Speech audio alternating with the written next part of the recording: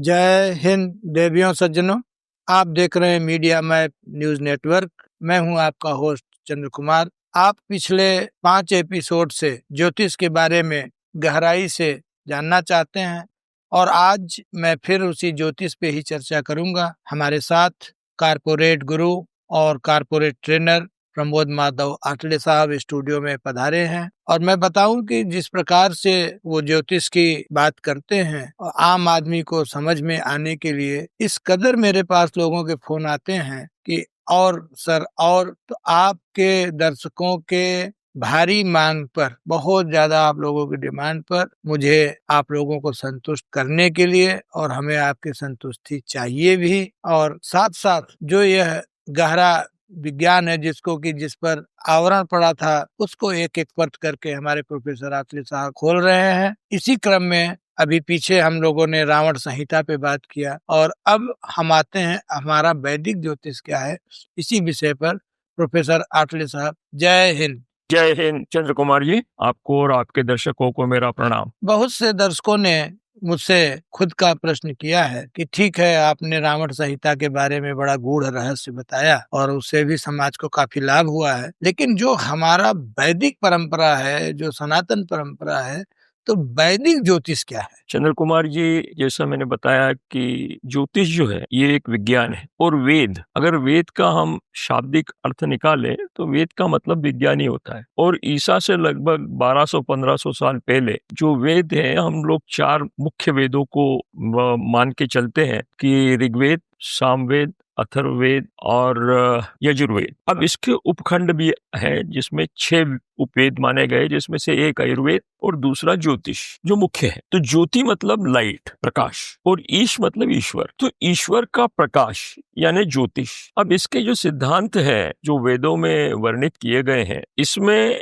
अलग अलग लोगों का अलग अलग मानना है, जिसमें से जो गणित ज्योतिष है जो खगोल शास्त्र पे निर्भर करता है, जिसमें वराह मिहिर, आर्यभट्ट, इनकी गणनाएं और इन गणनाओं को लेकर के मनुष्य जब जिस स्थान पे जन्म लेता है उस घटी को, उस समय को निर्धारित करके 12 राशियां और नवग्रह वो उन राशियों में कहाँ कहाँ विराजित है और कौन सी राशि कौन से स्थान में आती है, उसके ऊपर से एक मनुष्य को ज्योतिष के हिसाब से एक गाइडलाइन से दिया जा सकता है कि उसको उसके कर्म का फल कैसे मिले। ज्योतिष में ये नहीं है कि आपके लाइफ में क्या होगा, क्योंकि आदमी का जो पिंड है, यत पिंडे तद ब्रह्मांडे, तो आपके शरीर को क्या भोगना पड़ेगा और आपके शरीर की तरफ से जो कर्म हो गया है उस कर्म का फल क्या होगा। हमने कई बार पिछले एपिसोड्स में इस बात की चर्चा की है कि एक आदमी एक कर्म करता है, उसको अलग फल मिलता है, और उसी कर्म का दूसरे को दूसरा फल मिलता है, या उसी व्यक्ति को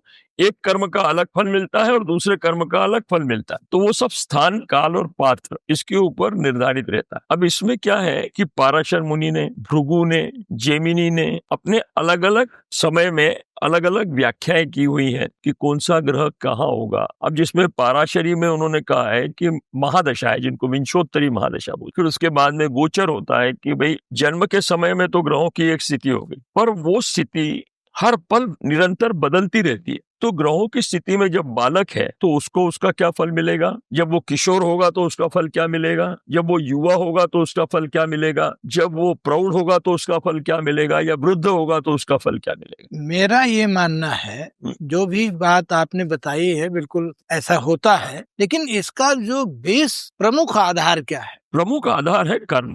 प्रमुख आधार जो है, तो अगर हमारा कर्म अच्छा होगा तो सब चीज अच्छा होगा, यही है। नहीं, अच्छा और बुरा जो है वो उस स्थान और काल के हिसाब से निर्धारित होता है कि क्या अच्छा है। भाई आप मुझे बताइए, एक व्यक्ति है जो शारीरिक पीड़ा से ग्रसित है, जो जन्म हुआ है, उसकी मृत्यु होगी या अटल सत्य, पर वो मृत्यु कैसे होगी? भीष्म पितामह को 18 दिन तक, जब तक मतलब युद्ध के बाद जब तक उत्तरायण नहीं हुआ तब तक उन्होंने प्राण नहीं त्यागे, क्योंकि उनको एक वरदान प्राप्त था, उसको इच्छा मृत्यु का वरदान। पर उनका कोई कर्म ऐसा कहते हैं कि जब वो युवा अवस्था में थे और धनुर्विद्या सीख रहे थे तो उन्होंने एक गिरगिट को तीर मारा, और जब तक उनका तरकश खाली नहीं हुआ उस तीर गिरगिट को नीचे नहीं गिरने दिया। तो इतने तीर उसको लगे। तो भीष्म पितामह की मृत्यु कैसे हुई हम सबको पता है, वो शरशैया पे सोते रहे। तो ऐसा व्यक्ति जिसने जीवन में शायद द्रौपदी के चीरहरण के वक्त वो जो चुप बैठे, या तो उसका परिणाम बोलिए कि उनको इस तरीके से झेलना पड़ा, या गिरगिट को मार दिया इसलिए उनको इस तरीके से मृत्यु प्राप्त हुई। तो आपके कर्म जो है वो लौट के आपके पास अवश्य आते हैं, आप कोई भी हो। आपका जो कथन है उससे मैं कोरिलेट अगर कर रहा हूँ तो उसका ये अर्थ हुआ कि कर्म जो पूर्व जन्म के वो अगले जन्म में भी भोगना पड़ेगा। अगर पहले जन्म में आप भोग नहीं पाए और आपकी अकाल मृत्यु हो गई तो उसे अगले जन्म में, हाँ देखिए,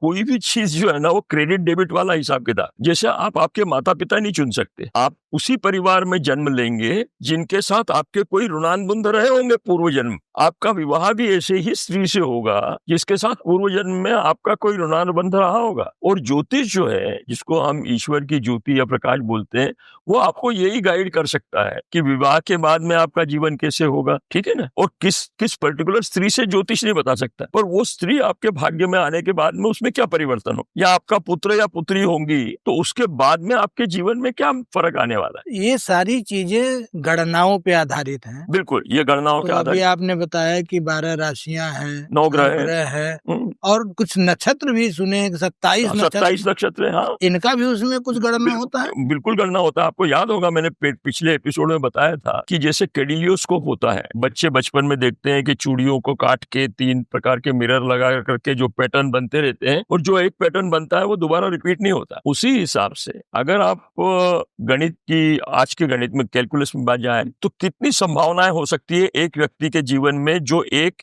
अक्षांश रेखांश पे जन्म लिया है, तो फैक्टोरियल 12 मल्टीप्लाइड बाय फैक्टोरियल 9। इसका मतलब समझे आप? फैक्टोरियल का मतलब होता है 1 गुणित 2 गुणित 3 गुणित 4 गुणित 5 गुणित 6 गुणित 7 गुणित 12 तक, इनका सब गुणाकार करके एक संख्या आएगी। फिर उसका गुणा करिएगा 1 गुणित 2 गुणित 3 गुणित 4 गुणित 5 गुणित 7 गुणित 9 तक। तो इतनी संभावनाएं उस व्यक्ति के जीवन में बनती है, ठीक है। अब उसको आपको बताना है व्यक्ति को ज्योतिष में, तो उसमें जो भी शास्त्रों में लिखा गया है वो एक आधार है। फिर स्थान काल पात्र के हिसाब से, जैसा मैंने पहले भी अपन ने बताया था कि एक समय वो था जब फलित ज्योतिष में यथा राजा तथा प्रजा की वैल्यू को लेकर के हम ग्रहों की प्लेसमेंट कहाँ पर है उसके हिसाब से उसकी गणना करके और उसको बता देते। तो उस वक्त बृहस्पति का महत्व था। आज जो सोशलिस्टिक पैटर्न ऑफ सोसाइटी है वो ऐसे बदल गई है, समाज की रचना यथा प्रजा तथा राजा हो गया। तो अब प्रजा का कारक कौन सा ग्रह हो गया? तो शनि हो गया। तो आज अगर शनि जो है, जिसको न्यायाधीश भी बोलते हैं, कर्म फलदाता भी बोलते हैं, तो उसको मद्देनजर रखते हुए वो गणना करके उस व्यक्ति के जीवन में क्या क्या घटनाएं होंगी और उसका फल उसको कैसे मिल सकता है वो हम उसको बताते हैं। अभी आप बोल रहे थे विषमंतरी दशा, विंशोत्तरी दशा प्रणाली, तो इसमें बेसिक आप लोग क्या करते हैं? देखिए, इसमें क्या होता है कि जैसे अपन ने कहा था पंच महाभूतों से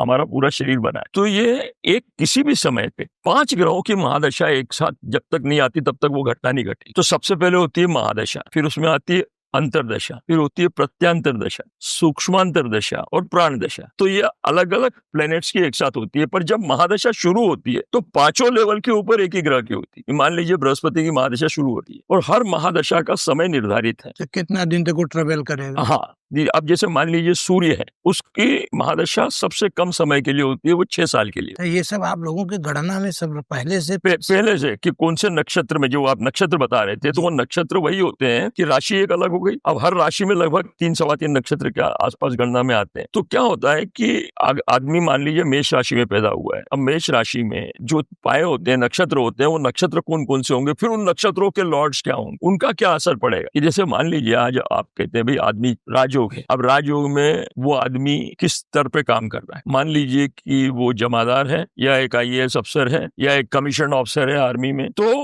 राजयोग तो सबके कुंडली में होगा, पर उस राजयोग का फल कैसे मिलेगा। तो कुछ लोग जो होते हैं वो एक ही यूनिवर्सिटी से पास होते हैं, ठीक है, एक ही रैंक में पास हो गए, पर किसी को सक्सेस बहुत ज्यादा मिल गई। तो एक को जो है वो एकेडमिक सक्सेस मिली है और दूसरे को प्रोफेशनल सक्सेस मिली है। राजयोग भाई आप मुझे बताइए कि आर्मी में एक कोर्स में मान लीजिए 150 कैडेट पास आउट हुए, जब 3 कोर्सेज के बाद मतलब 350 कैडेट, 450 कैडेट पास होने के बाद उसमें से एक चीफ बन पाता है। सबने वो ट्रेनिंग ली हुई होती है, पर उसमें से एक टॉप पे पोस्ट है। आप मुझे बताइए ना कि मतलब उसका एस्ट्रोलॉजी जी स्ट्रांग है? नहीं, उसमें क्या होता है कि उसके ग्रह स्ट्रांग है और उसके कर्म क्या है। यानी मैं नाम नहीं लेना चाहूंगा, आप भी जानते होंगे कि किसी एक व्यक्ति को भारतीय राजनीति में सन 2000 तक कोई नहीं जानता था जिसने कारपोरेटर का चुनाव नहीं लड़ा, वो व्यक्ति प्रधानमंत्री भी बन सकता है। तो उनका कर्म जो है, तो कर्म का फल हर व्यक्ति है जो मुख्यमंत्री, तो भारत में अगर इतने राज्य हैं 28-29, उसमें से सारे ही मुख्यमंत्री, हर मुख्यमंत्री वो बना क्या, या उन्होंने कहा जो 3 बार कोई व्यक्ति मुख्यमंत्री बना तो उसको 3 वाले तो कई थे। तो हर एक का अपना अपना जो कर्म का फल है, और वो फल कैसे मिलता है, उस वक्त विंशोत्तरी दशा क्या चल रही थी, उस वक्त गोचर क्या हो रहा था। गोचर मतलब ट्रांजिट में जो प्लैनेट्स हैं, कि उसकी जो ओरिजिनल जन्मपत्री जो बनी हुई है, उसके साथ साथ आज के तारीख में कौन से ग्रह कहाँ चल रहे हैं, तो इन सब चीजों का मिलके उसका निदान होता है। मैं इसी प्रश्न पे आ रहा हूँ। हाँ, कि ये जो आप लोग गोचर वर्ड यूज करते हैं, तो थोड़ा सा आम बोलचाल में इसको और क्या कर सकते हैं, मतलब समझ में नहीं आता नहीं, कि आपका गोचर ऐसा है। नहीं, गोचर का मतलब ये होता है कि आज ग्रहों की स्थिति क्या है। Transit is English word, translation हो गया गोचर का। तो आज ग्रहों की स्थिति क्या है, और जब आप पैदा हुए थे तब स्थिति क्या थी। तो ये जो वैदिक ज्योतिष है, ये वास्तव में क्या बताता है? देखो, वैदिक ज्योतिष एक विशेषण लग गया है। उस आपने बताया हाँ, कि जो हमारे ऋषि मुनि अनुभूति किए, जो रिसर्च किए, जो सर्च किए, हाँ, जो उन्होंने लिखा, उसी पे आज हम लोग चल रहे हैं। नहीं, जो उन्होंने जो किया वो आविष्कार था। आविष्कार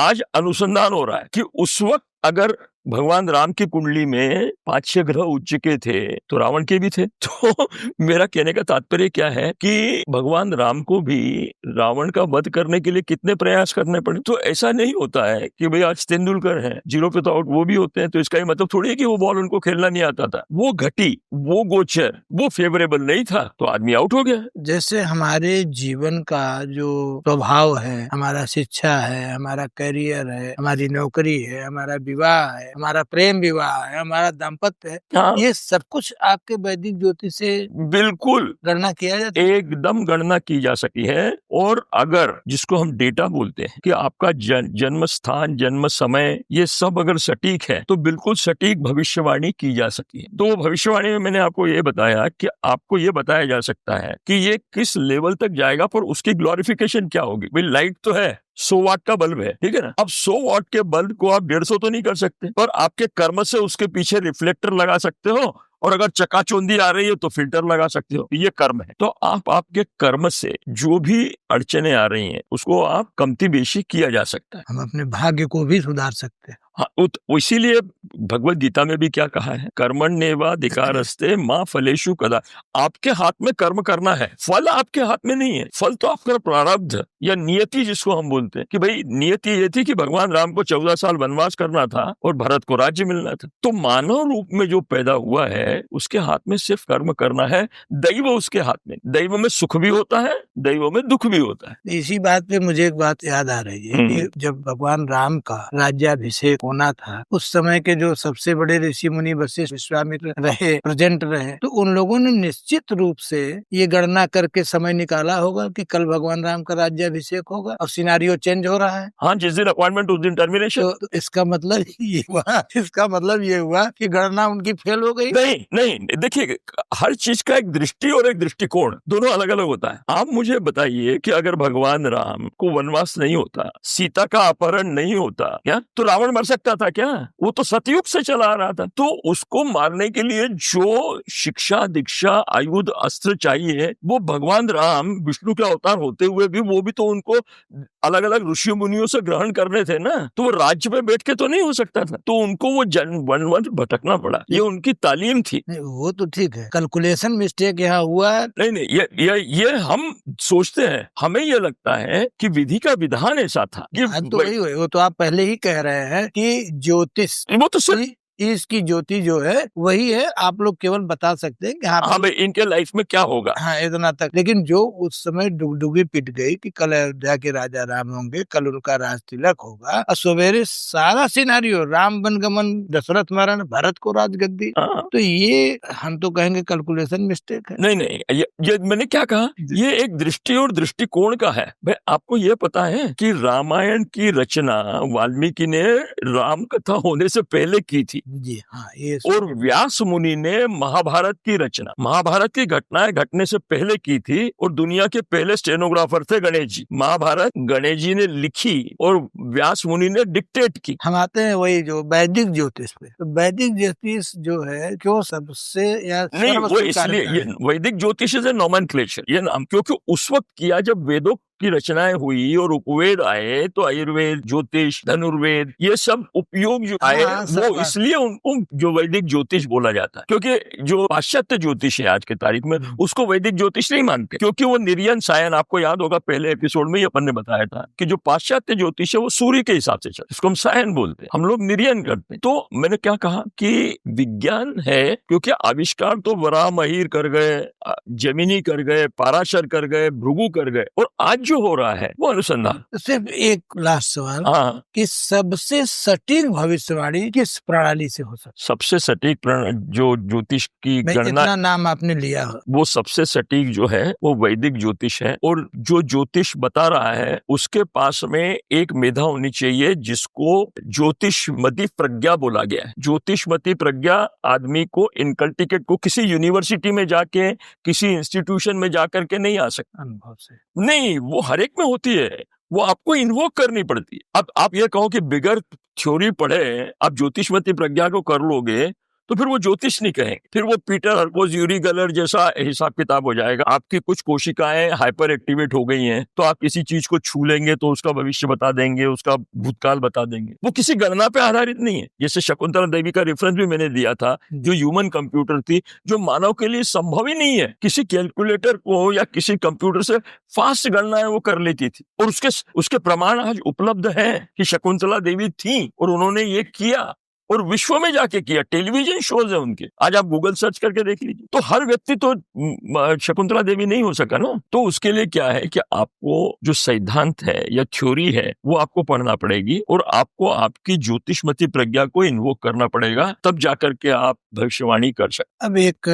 अंतिम प्रश्न हम दर्शकों की तरफ से है, कि दर्शक हमारे ये जरूर जानना चाहते हैं, कोई भी हो, कि हमारा लाइफ, हमारा करियर, हमारा जीवन आगे कैसे चलेगा, क्या होगा, तो उसके लिए आप कुछ दर्शकों को कैसे गाइड कर सकते हैं? देखिए, आपके पास अक्सर आता है हमारे पास, समय का अभाव है, क्योंकि मेरे को आपको ये बताना पड़ेगा कि जन्म पत्री में 12 घर जो होते हैं वो हमारे जीवन के, मनुष्य के जीवन के 12 आयाम होते हैं, कि मेरी पर्सनैलिटी कैसा है, मेरा पराक्रम कैसा होगा, मेरा बैंक बैलेंस कितना होगा, मुझे लाभ कितना होगा, मेरा खर्चा कितना होगा, मेरा घर का सुख कैसे होगा, मेरा वाहन का सुख कैसे होगा, मुझे विद्या कितनी आएगी, मेरे पास में पुत्र पुत्रियों का सुख होगा कि नहीं होगा, मुझे रोग राई होगी कि नहीं होगी, मेरे मित्र कैसे होंगे, मेरी पत्नी कैसे होगी, मेरी मृत्यु या आयु का स्पैन क्या होगा, मृत्यु का कारण क्या होगा, मेरा भाग्य मेरे को साथ देगा कि नहीं देगा। इसको अपन बोलते हैं कि भाग्यम फलति सर्वत्र न च विद्या न पौरुष। अगर भाग्य बलवान है